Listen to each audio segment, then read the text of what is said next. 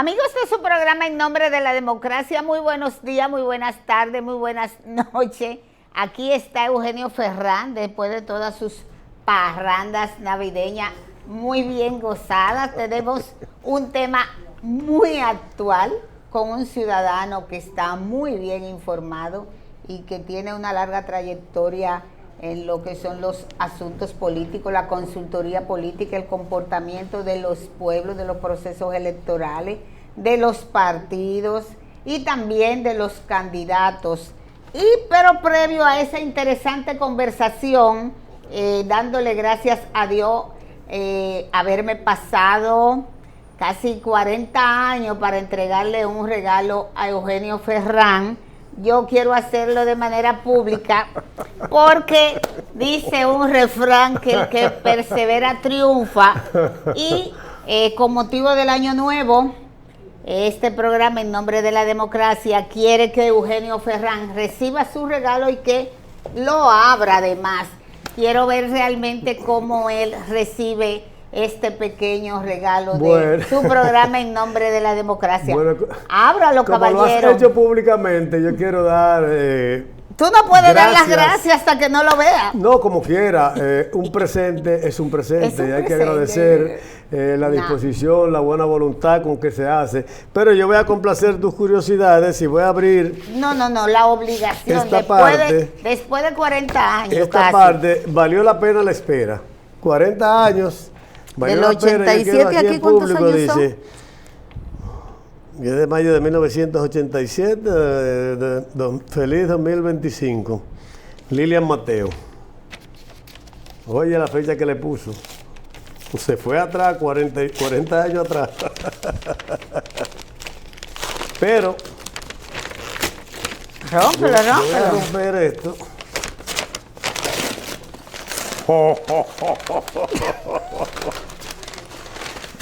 Señores, miren qué recuerdo me ha traído esta muchacha aquí ahora. Esa es una foto mía, ¿a quién estaba entrevistando ahí? Esa era una entrevista en la calle, una huelga de la AMD a las 10 de la mañana. Wow. Y la presidenta del colegio médico de ese entonces era doña Tati Guzmán, Altagracia Guzmán de Marcelino. Yeah. Y Eugenio Ferrán estaba cubriendo ese día por Radio 1000 y yo por el periódico El Caribe.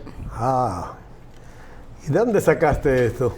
Del periódico y de ese acto ese día. Yo andaba con un fotógrafo. Esto sí es verdad que es un agradable regalo, porque es un recordatorio de mis épocas cuando estaba todavía ejerciendo muy joven la comunicación. Yo fui de los equipos de reporteros expertos de Radio 1000 que digamos toda esa época.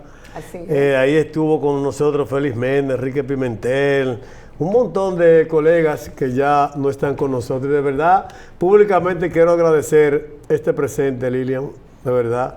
Sí. No me vas a sacar lágrimas porque yo soy duro para llorar. Porque él es un can en pero italiano. Yo soy duro para llorar, pero mira, de verdad que te lo agradezco inmensamente. La voy a dejar aquí para... cuando aparezca ahí... Pero enséñale tus bigotes a Gil, a nuestro Él lo vio. Él vio el bigote. Yo dije, y esto no puede seguir en el baúl de mis recuerdos. Eso hay que entregárselo a su dueño. Yo sé guardar. Mi querido invitado, gracias por estar aquí. Sepa que yo todo lo que me regalan lo guardo. No voto nada. Pero entrando en materia, señores, les damos las gracias al consultor político Leonardo Gil por estar aquí, porque hay cosas que por más que Eugenio y Lilian Mateo pues lo tratemos y lo debatamos acá, bueno, hay otras personas que son mucho más importantes, sus apreciaciones, sus opiniones, porque no están contaminadas. Leonardo no está contaminado, Eugenio Ferrán y yo, claro que sí, porque vivimos en el patio todos los días, mientras Leonardo Gil anda por el mundo, por América Latina, observando cada proceso y tiene una opinión más madura, más acabada y quizá más razonada de lo que podamos plantear Eugenio Ferrán y Lilian Mateo. Así que les damos la bienvenida a Leonardo Gil. Sí, hay que iniciar con una buena pregunta para entonces colocarnos en el marco de lo que estamos viviendo de cara a la situación de Venezuela. ¿Qué tipo de democracia tenemos para comenzar como debe ser este programa? Buenos días, buenas noches, buenas tardes. Muy buenas. Definamos la democracia. Feliz de estar con ustedes aquí, y debo decirle que no significa que mi opinión sea mejor que la de ustedes, simplemente es una opinión diferente, más o fría, acordada, porque en política es complicado analizar lo pasado, difícil entender el presente y más difícil proyectar el futuro. O sea, es complicadísimo.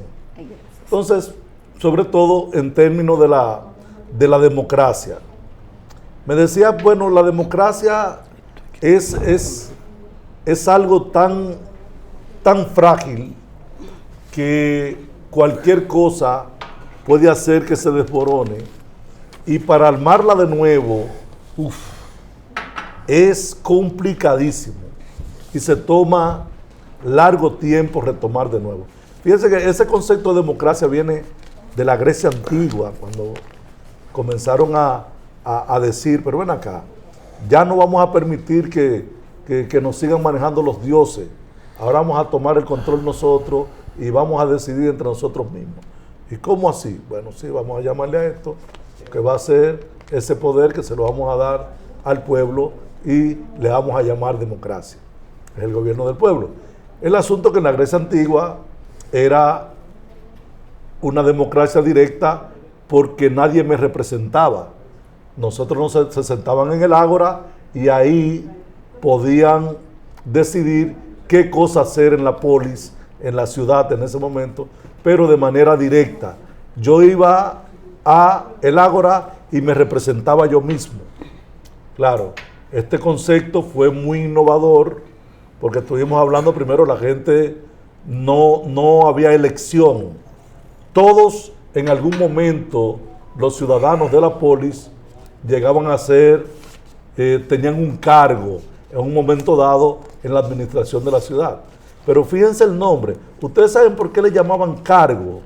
¿Por qué era eso? Un cargo. O sea, la polis no elegía, sino que hacían una terna o algo parecido y echaban suerte.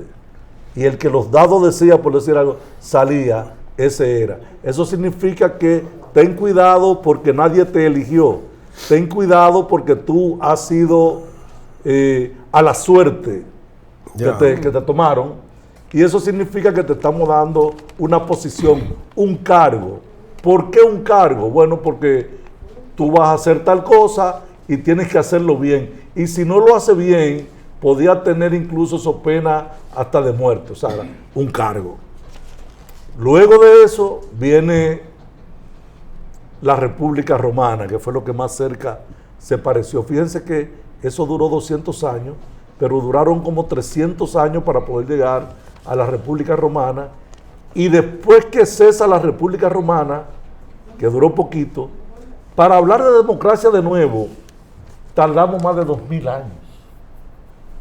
La humanidad vivió sin ese concepto de democracia, no le interesó para nada, y no es después ya con la guerra de independencia de Estados Unidos y la Revolución Francesa que comienza a retomarse de nuevo ese concepto de democracia.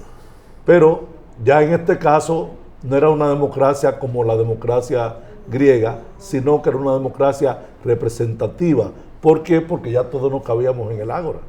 Como no todos cabemos en el ágora, pues entonces yo voy a escoger a Lilian para que ella represente toda esta comunidad y vamos a hacerle una casita que le vamos a llamar Congreso. Y vamos a llamar a Lilian, a llevar a Lilian a esa casita que se llama Congreso, para que ella represente todo este conglomerado. Por tanto, es una democracia, pero representativa. El asunto es que se supone que Lilian no debe decir nada por motus propios, porque ella es una vocera de todo este grupo. Exacto. Entonces, pero resulta que se distorsionó el asunto. Una vez te escogían para que vayas a la casita, Después allá en la casita tú te desconectabas de quienes te mandaron a la casita y comienzas entonces a legislar para ti mismo, a hablar por ti mismo, a hablar en nombre de cúpulas partidarias, en nombre de grupos de intereses y te desconecta. Entonces viene la desconexión de esa democracia representativa con la gente. Y yo le pregunto, ¿usted se siente representado en alguien? Y bueno, la gente no se siente representada. Entonces, ¿qué viene a ser la democracia? Primero, para que sea democracia tiene que haber imperio de la ley. Se supone que en una democracia pero eso no lo hay. Todos somos iguales, bueno, ante la ley. Decía Jefferson cuando escribió para la independencia de Estados Unidos, decía, todos nacemos iguales ante Dios y ante la ley. Tenemos el derecho a ser libres, a ser felices, el derecho a la vida, y nos constituimos en Estado para garantizar esos derechos. Entonces, ahí, sin embargo, cuando él dijo eso, él tenía más de 600 esclavos. Y él decía, bueno, o sea, lo que te estoy diciendo es que la democracia es una construcción. Entonces, uno de los atributos básicos de la democracia es que todos somos iguales ante la ley. Pero también hay un atributo interesante en la democracia, es que ejercemos el poder a través de representantes. Eso significa que debe haber representación. Y yo le pregunto a la gente, ¿te sientes representado en quién? En el Congreso, o sea, y tú mides ese nivel. No me siento muy representado. Pero hay otro atributo interesante, que es el de rendición de cuentas. O sea, una democracia tiene que haber rendición de cuentas. Entonces, surge la pregunta también, del 0 al 10, ¿cuál es el nivel de rendición de cuentas que tenemos nosotros? Y lo mismo podemos seguir evaluando la democracia. Del 0 al 10, ¿qué tan iguales somos ante la ley? Del 0 al 10, ¿qué tan representado me siento en un representante, etcétera?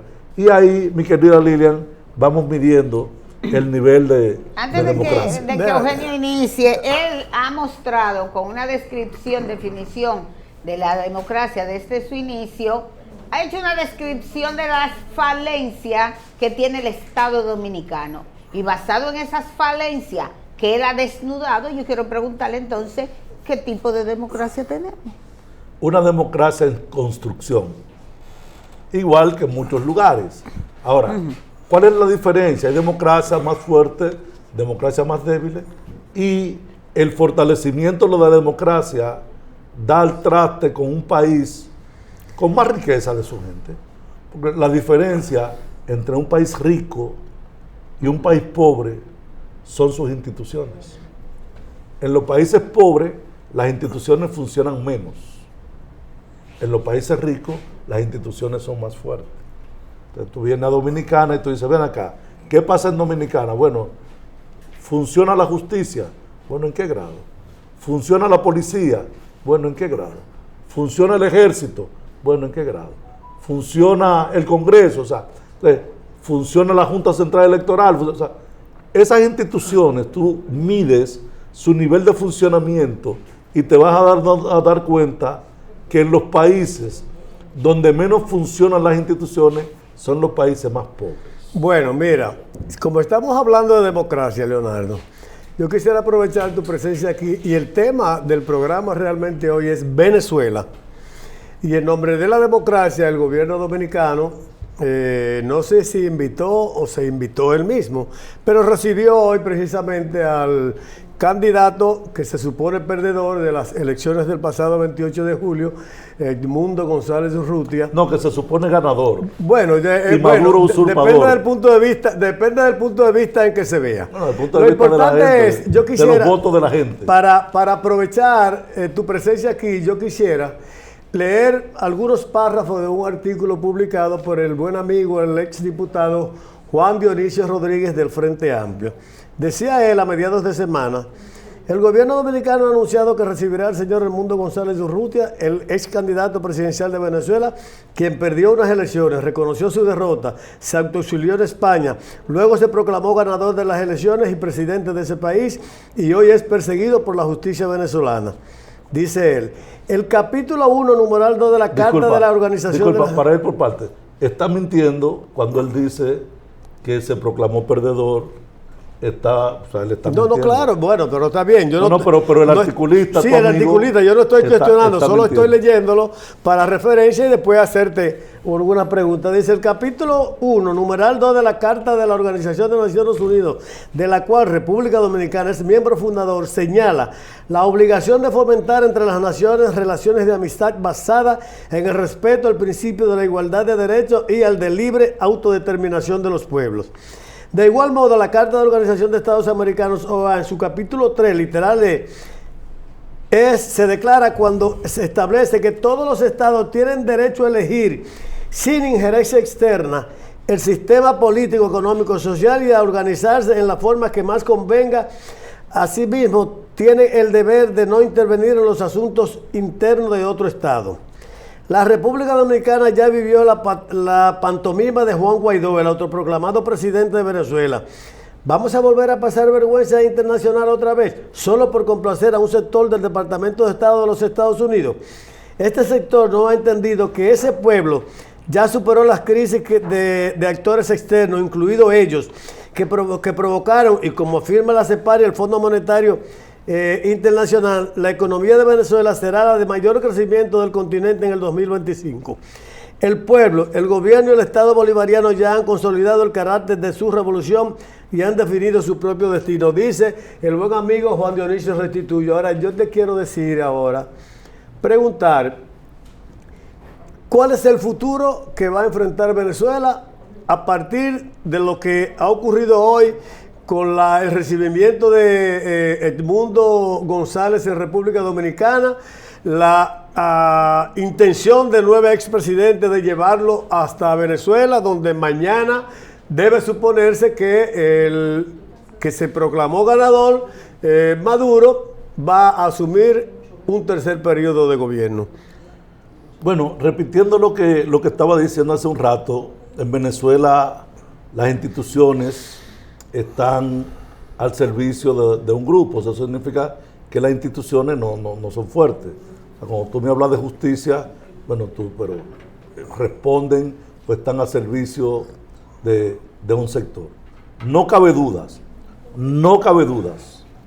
de que el pueblo venezolano votó mayoritariamente por Edmundo González Urrutia. O sea, no cabe dudas. Ahora, el autoritarismo de Nicolás Maduro y la complicidad de los guardias y evidentemente que va a hacer que él se quede nuevamente. Fíjate. ¿Esa es tu convicción? Sí, yo creo que Maduro en este momento tiene 3 cercos y no hay un solo venezolano que esté alrededor de él cuidándolo. Hay ucranianos de Irán y de Cuba, son los que están porque hay un cierto temor de que y así actúan los tiranos realmente. O sea, él de una manera dictatorial, a pesar de nunca haber podido mostrar las actas que dicen claramente que González Urrutia ganó con más de un 80% esa elección, nunca pudo refutarlo. Evidentemente tiene las armas, y como dice Mandela, cuando un dictador, cuando un gobernante, lo único que le quedan son la guardia en la calle, entonces estamos ante una dictadura. Pero de tus palabras se puede inferir que, de lo que acabas de decir de los 3 anillos, se puede inferir que Maduro no confía en sus Fuerzas Armadas. No, pero déjame hacerle una Claro pregunta. que no. Claro que no confía en su porque temen a una rebelión todavía hasta el último momento. O sea, no confía en su grupito, no confía. Y por eso tiene cuidadores extranjeros, Gil, pero no venezolanos. ayer escuchaba yo en un programa radial alguien que decía, bueno, y hacía comparaciones y citaba, por ejemplo, a otros dictadores que cayeron, incluido Trujillo, que lo tenía todo y estaba bien protegido. Pero también ahora se me ocurre preguntarte, ¿y todos esos miles de militares que votaron en contra de Maduro? O sea, Maduro es el hombre que va a pasar a la historia como el que hizo ridiculizar a una potencia, si es que todavía hay potencia como Estados Unidos, que intenta cambiarle, devolverle lo que tú llamabas democracia a ese pueblo. Bueno, fíjate que tú tienes, por ejemplo, Cuba, más de 60 años, y la evidencia de todos los gobernantes se supone que gobiernan para proveerle mayor bienestar a su pueblo. Cuando tú ves que en un país, en menos de 5 o 8 años, han tenido que salir más de 8 millones de venezolanos, evidentemente nadie, cuando era uno de los países que menos emigraba, o de los ciudadanos que menos emigraban, junto con Argentina, y tú dices, salieron 8 millones, eso es mucho, eso es casi una República Dominicana que salió. Te preguntas, ¿pero por qué? O sea, ¿cómo es eso? O en Cuba no salen porque, fíjate que Cuba no crece, y cuando las grandes potencias le quitan el apoyo, pues Cuba no avanza para ningún lado. Eso significa... No, Cuba tiene una pobreza espantosa. No, pero muy extrema. O sea, yo estuve conversando con un cubano amigo que vino antes de ayer y me dice, no, ya no. O sea, hay un hambre literal. Y decía alguien, bueno, si tú no te quieres ir a la cama sin comer en Cuba, pues no te acuestes. Así de cruel está la cosa. ¿Cuál es la perspectiva que puede ocurrir en Venezuela mañana, Leonardo, con la llegada de Edmundo y la asunción de Maduro al poder? Bueno, yo creo que mañana Edmundo tiene que salir para Venezuela. Ahora, yo no creo que pueda aterrizar o pueda llegar. Creo que no. Pero él tiene que salir y tiene que tratar de llegar y tratar de ir. Porque... No, él aquí, discúlpame, Leonardo, él aquí está de pasada. Él no puede quedarse aquí a provocarnos un problema a nosotros. No, claro que no se va a quedar.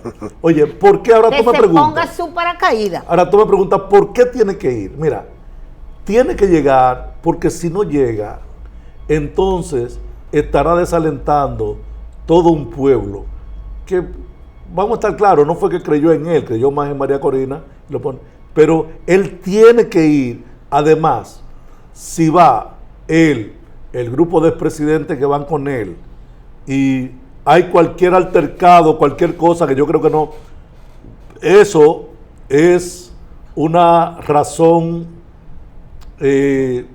potente para que opriman más, digamos, al régimen, y eso también va a ir en perjuicio del mismo pueblo venezolano que va a sufrir Vámonos más. a una pequeña pausa, Eugenio, y luego retornamos para darle una mirada a lo que es, no solo el deseo de la gente, sino sus posibilidades después de este triunfo o trauma mañana en Venezuela.